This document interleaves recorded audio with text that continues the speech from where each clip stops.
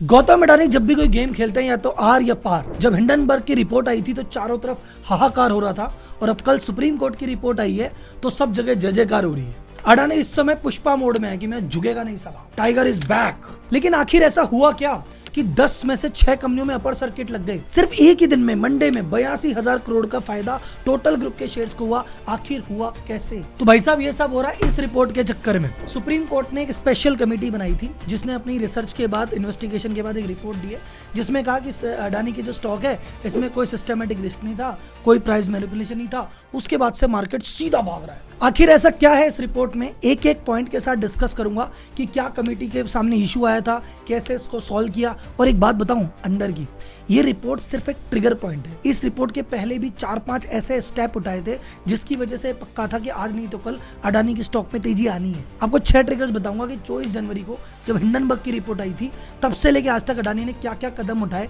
जिसकी वजह से ये आपको जय जयकार या मार्केट में तेजी देखने को मिल रही है। उसके बाद बात करेंगे अडानी शेयर्स पे मेरी ओपिनियन क्या है, लेना है या नहीं लेना है, और ले रखा है तो रखे रखना है या निकाल देना है। अडानी के फ्यूचर प्लान्स क्या है, क्या अडानी को अब सब तरह से जीत मिल गई है या एक छोटा सा पेज अभी भी फंसा हुआ है। इन सभी सवालों का जवाब देखने के लिए लास्ट तक वीडियो देखना, क्योंकि अगर आप पैसे इन्वेस्ट कर रहे हैं तो आपके पैसे कमाने में या पैसे बचाने में ये काम आएगा। प्लस उसके अलावा कहीं बैठ के डिस्कशन करो फैमिली पार्टी में और अडानी की बात ना हो, पॉसिबल है क्या, तो वहां बैठ के थोड़ा इंटेलिजेंट तो बनो भाई साहब। वैसे अडानी पे वीडियो बनाने आपके भाई ने बंद कर दिए थे क्योंकि मैं बिजनेस कोच हूँ और अडानी का मैटर आती बात पॉलिटिकल हो जाती है। लेकिन अब की बार फिर रिस्क लेके आपके लिए एक वीडियो लेके आया हूँ, देखते हैं कैसा बना।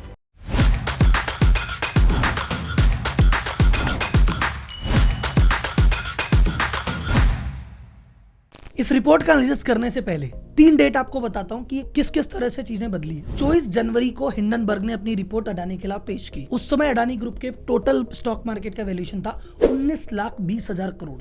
वो विश्व के दूसरे सबसे अमीर व्यक्ति थे। पर जैसे ही रिपोर्ट आई उसके बाद शेयर धड़ाधड़ गिरने लगे और एक डेट आई थी 27 फरवरी, तब इनका लोएस्ट पॉइंट चल रहा था और टोटल जो मार्केट कैप है वो था 6,80,000 करोड़। यानी मात्र 37 दिन में 12,40,000 करोड़ मार्केट से साफ हो गए।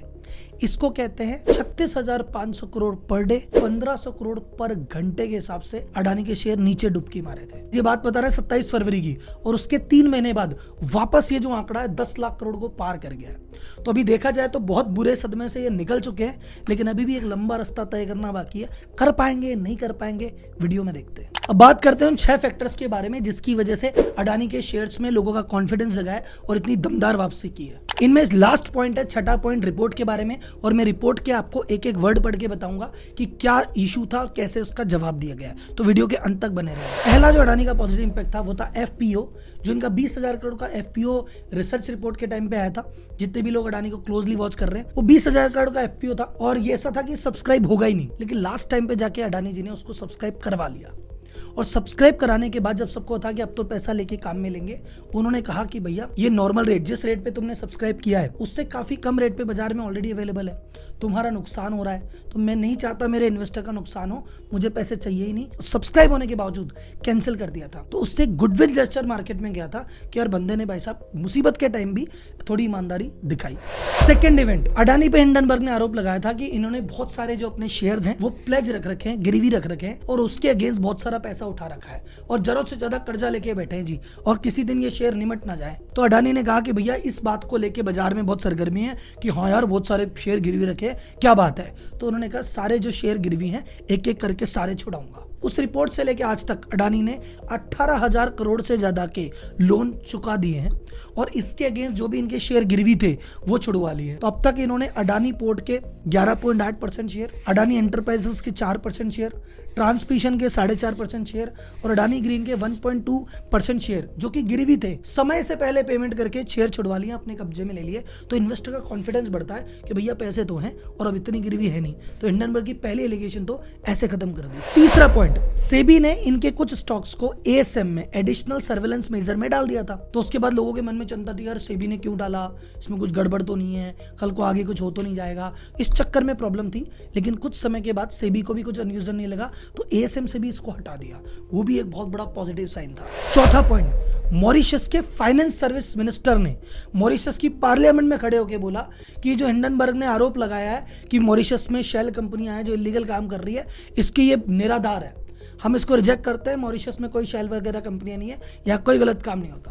फिफ्थ, इन पे आरोप थे बहुत ज़्यादा लोन लेके बैठे हैं, बहुत ज़्यादा लोन लेके बैठे हैं। तो आधे तो चुका दिए, शेयर छुड़ा लिए, और आपका ठीक है मुझे नया पैसा जो चाहिए वो लोन का लूंगा ही नहीं, मेरे पास शेयर ही बहुत सारे, मैं शेयर बेच के ले लूंगा। तो GQG पार्टनर्स करके कंपनी है, उनको उन्होंने हमें शेयर बेचे और 1.87 बिलियन रेस किए, जो कि होता है लगभग 15,000 करोड़ के आसपास। तो जब GQG ने इतना बड़ा अमाउंट इन्वेस्ट किया तो बाजार में एक मैसेज गया कि भैया जो शेयर रिपोर्ट आई है इसके चक्कर में ये डिप पे मिल रहा है, और डिप पे मिल रहा है तो भैया इसका फायदा उठा लेना चाहिए।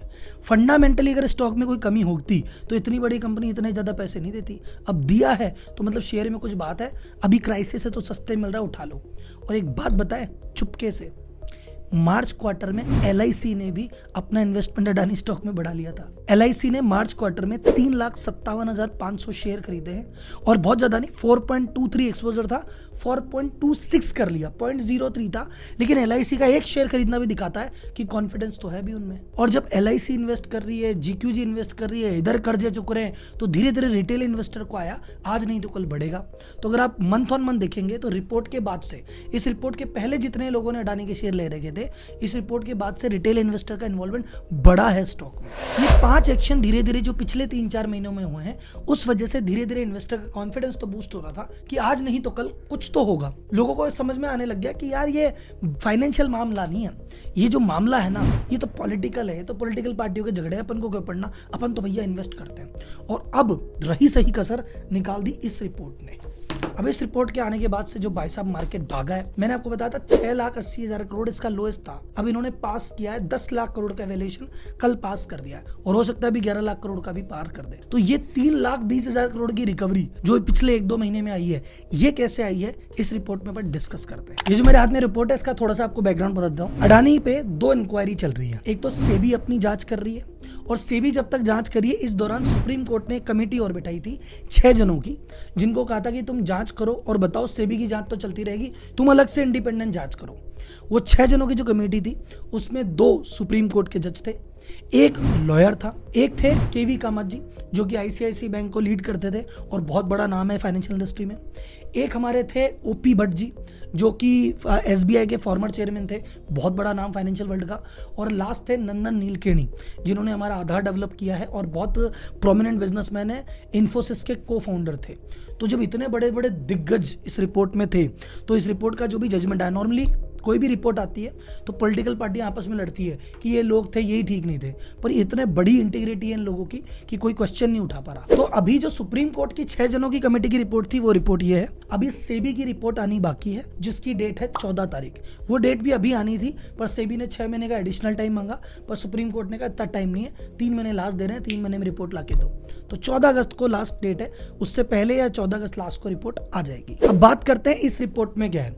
ऐसी रिपोर्ट कई हमने अलग अलग कंपनीज की इंटरनल ऑडिट में बनाई है, तो मैं आपको बताता हूँ इसको पढ़ते कैसे हैं। ये डाउनलोड कर लेना ऑनलाइन पे, जैसे करोगे ना special committee report on Adani PDF, ये डाउनलोड हो जाएगा। इसमें क्या क्या पॉइंटर है आपको बताता हूँ। पेज नंबर 4 पॉइंट नंबर 9 पे कमेटी कहती है the market has repriced and reassessed the Adani stock while they may not return to the pre-January level but they are stable in the newly priced level। ये committee कहती है कि भैया देखो ऐसा है, जैसे ही बाजार में आरोप लगे, लोगों बाजार में लगा कि यार भैया इस पे आरोप लग रहे हैं, कुछ गड़बड़ ना हो, तो बाजार ने इनके जो प्राइस था उसको रीवैल्यू किया, नीचे कर दिया। लेकिन नीचे होने के बावजूद भी अभी प्राइस में स्थिरता बनी हुई है, स्टेबल है। तो कानून तो अपना काम करता रहेगा, आज इसकी रिपोर्ट आएगी, कल उसकी रिपोर्ट आएगी, पर बाजार ने जो अडानी से हिसाब किताब करना था ना, वो हिसाब किताब करके 27 फरवरी तक बैठ गया है। जितना तोड़ना था तोड़ लिया। अब बाजार वापस कॉन्फिडेंस की स्थिति में। इन्होंने 10th पॉइंट लिखा है कि रिटेल इन्वेस्टर का जो एक्सपोजर अडानी स्टॉक में था वो 24 जनवरी के बाद से बढ़ा है। अब हम आते हैं पेज नंबर 8। एक कमेटी लिख रही है साहब, उन्होंने कहा हमने 3 चीज चेक की। इंडियन बन ने आरोप लगाया था कि तुमने शेल कंपनियों के जरिए जो 25% होल्डिंग पब्लिक में होनी चाहिए थी उसमें भी तुमने ले रखा है, तो इन्होंने कहा हमने इस मुद्दे को चेक किया है। फिर दूसरा उनका था जो विनोद अडानी की कंपनियों के साथ रिलेटेड पार्टी के ट्रांजैक्शन के आरोप लगे थे कि आपस की कंपनियों में ट्रांजैक्शन घुमा रहे हैं, हमने उसको चेक किया है। और तीसरा कहते हैं हमने स्टॉक प्राइस में जो मैनिपुलेशन की अफवाह है इसको चेक किया है। तो इन तीनों पे क्या कहती है कमेटी, देखते हैं। इसी पेज नंबर 8 पे पॉइंट नंबर 21 में कह रहे हैं कि भैया ये जो मिनिमम पब्लिक शेयर होल्डिंग का हिंडनबर्ग ने मुद्दा उठाया, 2-4 कंपनियों के नाम दिए थे, 13 कंपनियों के नाम थे कि 13 ओवरसीज एंटिटी है जिसमें 12 फॉरेन पोर्टफोलियो इन्वेस्टर हैं। ये 13 कंपनियां किसकी है, अडानी की ही है। और इन्होंने अडानी की कंपनी में शेयर ले रखे हैं, जो कि गलत है। तो ये कमेटी कहती है भैया अभी तो उसकी जांच चल रही है और अभी ये तुमने आरोप लगाया है, लेकिन ये प्रूव नहीं हो पाया किसी भी तरह से कि अडानी की ही है। सेबी बोल रही है कि ये जो कंपनियां हैं इनका ओरिजिनल ओनर कौन है ये हमें पता लगाना है, लेकिन ये ओरिजिनल ओनर पता लगाने का जो प्रोविजन था वो 2018 में ही हटा दिया गया है और कंपनी सेबी 2020 के बाद से मामलों की जांच कर रही है। तो इस कमेटी ने कहा जब 2018 में जो प्रोविजन था वो गया तो 20 से उस प्रोविजन को जांच करने का मतलब ही क्या है। पॉइंट नंबर 27 में बोला है SEBI is unable to satisfy himself that its suspicion has been aroused can be put to rest, कि जो शक इन्होंने रेस किया है कि इसमें ऐसा हो सकता है उसको लेके कोई भी आधार सेबी को अभी तक मिला ही नहीं है। हमने सेबी से भी डॉक्यूमेंट मंगवाया, सेबी कहती है मेरी जांच चल रही है, पर अभी तक हमें सेबी कोई प्रूफ नहीं दे पाई जिससे उसकी बात साबित होती हो, इसलिए हम तो कहते हैं कि भैया इसमें हमें कुछ मिला ही नहीं है। जब स्टॉक मैनिपुलेशन की बात आती है तो पेज नंबर 15 पॉइंट नंबर 40 में कहते हैं अडानी के स्टॉक में 849 850 के आसपास अलर्ट सिस्टम ने जनरेट किए थे, 2 रिपोर्ट से पहले 2 रिपोर्ट के बाद। इन सभी अलर्ट्स को सेबी ने चेक किया है। In an nutshell no pattern of artificial trading among the same parties were found. इन्होंने खुद ने जांच की और कहा भैया कुछ मिला नहीं है। पेज नंबर 16 पे there are no coherent pattern of abusive trading that has come to light. मतलब जितने भी आरोप इन्होंने चेक किया उनका सेबी हमें किसी का भी प्रूफ नहीं दे पा रही है कि ये सिर्फ आरोप ही आरोप है, सबूत एक का भी नहीं मिला। अब बात करते हैं अडानी के फ्यूचर प्लान्स की और स्टॉक पे मेरी ओपिनियन की। इसके फ्यूचर प्लान सुन लो भैया। 20,000 का जो एफपीओ उन्होंने सब्सक्राइब करके बाद में रिजेक्ट कर दिया था, उसके सब्स्टिट्यूट में अभी दोबारा एक एफपीओ आ रहा है और अब की बार 1,000 करोड़ का शायद ब्याज जोड़ लिया इन्होंने, 21,000 करोड़ का एफपीओ लेके आ रहे हैं। 12,500 करोड़ का अडानी एंटरप्राइज में आएगा, 8,500 करोड़ का अडानी ट्रांसमिशन में आ रहा है। उसके अलावा 40,000 करोड़ के कैपेक्स के प्लान ऑलरेडी रेडी है, जिसमें जो न्यू एयरपोर्ट बनना है उसके लिए, इनका जो ट्रांसमिशन का कैपेक्स है उसके लिए, ये ऑलरेडी रेडी कर चुके हैं कि कहां खर्चा करना है। और अब की बार ये वो गलती नहीं करेंगे जो पहले की थी। इन्होंने कहा था अब की बार जितना भी हम पैसा रेस कर रहे हैं उसमें मेजर पैसा लोन से लेने की बजाय हम इक्विटी बेच के रेस करेंगे। तो अभी सारी चीजें लाइन से पॉजिटिव लग रही है। बस एक चीज नेगेटिव है कि 14 अगस्त को सेबी की रिपोर्ट आनी बाकी है। वो रिपोर्ट अगर नेगेटिव आई तो कुछ ऊपर नीचे हो सकता है, लेकिन जिस तरह से ये कमेटी कहती है कि सेबी से तो हमने 10 बातें पूछ ली, वो तो कुछ भी बता ही नहीं पा रही, तो 14 अगस्त को वो नया क्या लेके आएगी इस पे डाउट है। अब फाइनल बात आती है कि राहुल जी आपकी ओपिनियन क्या है, अडानी लेना है कि नहीं लेना, और ले रखा है तो रखें के बेचें। तो देखो सर, अपनी सिंपल सी ओपिनियन, अडानी हो या कोई भी स्टॉक हो, it's all matter of conviction. अगर आप किसी कंपनी का शेयर लेते हैं, वॉरेन बफेट कहता है आप कंपनी का शेयर नहीं ले रहे, आप कंपनी में हिस्सा खरीद रहे हैं। तो अगर आपको कंपनी का जो ओनर है और कंपनी का जो काम है समझ में आता है, कन्विक्शन हो, में इन्वेस्ट करो। बाजार जो बोल रहा है बोलने दो। तो आपको समझ आ रहा है लगा दो, आपको नहीं समझ आ रहा है रहने दो। बाकी एक चीज जहां बात आती है, देखो आप इतने बेवकूफ तो हो नहीं कि आपका 1 लाख का इन्वेस्टमेंट अमाउंट है, आप पूरा 1 लाख एक ही स्टॉक में लगाओगे। ऑब्वियसली आप उसका कुछ % लगाओगे। अडानी जी खेल गए तो आपका वो पैसा कई गुना हो जाएगा, नहीं खेले तो आपके पोर्टफोलियो को बहुत ज्यादा फर्क नहीं पड़ेगा। बाकी मेरी पर्सनल ओपिनियन अगर आप मेरे से पूछे तो हिंडनबर्ग ने अडानी का नुकसान नहीं किया है बल्कि फायदा ही किया है। आप बोलोगे कैसे है, बेचारे को गरीब कर दिया, 19 लाख करोड़ को 6 लाख करोड़ पे लाके छोड़ा, तुम कह रहे हो बुरा नहीं किया। एक्चुअली क्या सर, हिंडनबर्ग में देखा जाए, आप ऐसा मान लो, मैं इसको एक बहुत देसी एग्जांपल से समझाता हूँ कि कोई लड़का है, वो 1-2 बार शराब पीने, जवानी के दिन थे, शराब पी रहा है उधर, किसी ने पकड़ लिया उसको, 2-4 घूंट उसने पिए, उसको पकड़ लिया और भाई साहब कूटा बहुत ज्यादा। और वो बच्चा कह रहा है इसने मेरे साथ बुरा किया, लेकिन वो बहुत बुरी लत में पड़ जाता, अभी पिटाई नहीं होती। तो बात ऐसी है कि अभी पिटाई नहीं होती ना तो आगे बेवड़ा ही बनता वो। तो अडानी का सब जने डर रहे थे कि अरे बहुत तेज स्पीड से भाग रहा है, जरूरत से ज्यादा लोन लेके बैठा है, अपने शेयर गिरवी रख रखे हैं, और कल को भाई साहब इसकी दिक्कत हो गई तो सब मरेंगे सब मरेंगे सब मरेंगे। और पूरा बाजार में माहौल था, शेयर आया शेयर आया शेयर आया। हिंडनबर्ग की रिपोर्ट आ गई, वो शेयर एक्चुअल में भी आ गया, शेयर आ भी गया, शेयर के प्राइस गिर भी गए, ये वापस घूम फिर के आ भी गया। और अब तो इधर सेबी से क्लीन चिट को तैयारी हो रही है, इधर सुप्रीम कोर्ट से मिल गई, कर्जे जो अधिक ले रखे थे वो धीरे धीरे चुका दिए, शेयर जो पड़े थे धीरे निकाल लिए, जो बहुत ज्यादा इन्वेस्टमेंट के प्लान थे उसको थोड़ा रोका, और अब ज्यादा लोन की जगह ज्यादा इक्विटी पे फोकस कर रहा है। तो जितने भी पाप थे धीरे धीरे भाई साहब धो लिए। तो अगर हिंडनबर्ग अभी मैदान में नहीं आता और ये 19 लाख करोड़ के शेयर भाग के 20 लाख करोड़ 40 लाख करोड़ हो जाते और उसके बाद हिंडनबर्ग की रिपोर्ट आती, फिर न संभल पाता भाई साहब। लेकिन इस लेवल पे आई है जहां पे नीचे गिर के 6 तक भी आए पर संभल गए और वापस लगाई, और अब की बार थोड़ी सधे हुए से लग रहे हैं। अडानी वैसी बात नहीं है जो उड़ रहे थे, अब थोड़ी सदी सी चाल है, बाकी तो आगे क्या होगा वो सेबी की रिपोर्ट बताएगी 14 तारीख को। और जिस तरह से अभी ये चल रहे हैं वैसे चलते रहे तो स्टॉक का भविष्य ठीक दिखता है। अभी भी कई लोगों को उम्मीद है कि भैया 19 लाख करोड़ का मार्केट कैप था, अभी तो 10 ही आया है, यानी अभी 10 से वापस 19 का स्कोप है, डबल तो यहाँ से भी जाएगा भाई साहब। तो बहुत लोगों की निगाहें चमकी हुई है, आप भी उनमें से एक है। जैसे जैसे अडानी पे कुछ इन्फॉर्मेशन आती रहेगी मैं आपके सामने शेयर करता रहूँगा, लेकिन ये डिपेंड करता है इस वीडियो को कैसे कमेंट मिलते हैं। इस वीडियो को अगर आपने पॉलिटिकल बना दिया कि ये तो अडानी बीजेपी का रे कांग्रेस का रे इसका, तो फिर अडानी पे मैं कोई वीडियो नहीं बनाऊंगा। और आप चाहते हो कि अरे बिजनेस है, बिजनेस ही बनता रहे और हमें बिजनेस इन्फॉर्मेशन मिलती रहे, चैनल को सब्सक्राइब करना, वीडियो को लाइक करना और अच्छे कमेंट देना। अगले वीडियो आपके लिए जल्दी हाजिर करेंगे। धन्यवाद, जय हिंद।